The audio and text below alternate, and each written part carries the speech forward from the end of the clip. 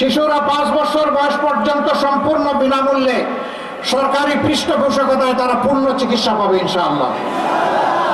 বয়স্করা জীবনের একটা পর্যায়ে যখন অবসর জীবনে চলে যাবে, 60-65 বছর বয়স হয়ে যাবে, তারপরের স্বাস্থ্য সেবার পূর্ণ দায়িত্ব সরকার গ্রহণ করবে ইনশাআল্লাহ। মাঝখানেরটা আমরা ভাগাভাগি করব, এটা হবে পার্টিসিপেটরি, আমরা শেয়ার করব আমাদের সম্পদ আর সরকারের সম্পদ। সরকার তো আমাদেরই, সরকারকে, সরকারের আবার সম্পদ কি? সারা সম্পদ জনগণের। বলবেন যে এত এত জিনিস, চাকরিও দিবেন, শিক্ষাও দিবেন, আবার বিনা পয়সার চিকিৎসাও নিশ্চিত করবেন, টাকা পাবেন কই?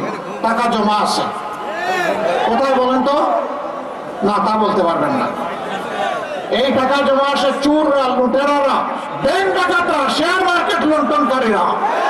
আমার দেশের যে 28 লক্ষ কোটি টাকা বিদেশে পাচার করেছে, সেই টাকা আল্লাহ যদি আমাদেরকে সাহায্য করেন, সামর্থ্য দেন, ওদের মুখের ভিতর যে হাত ঢুকাইয়া পেটের ভিতর থেকে বের করে আনবো ইনশাআল্লাহ।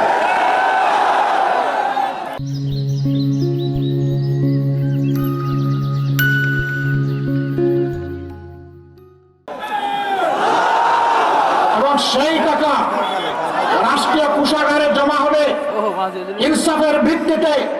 যে এলাকা যতটা বঞ্চিত, আগে উন্নয়ন কর্মকাণ্ড চলে যাবে ওই এলাকায়। কোনো মামু খালু দেখা হবে না, লাল নীল টেলিফোন বুঝি না, প্রেসিডেন্ট প্রধানমন্ত্রীও বুঝি না, যার যেটা পাওনা টাকা সেটা দিতে হবে।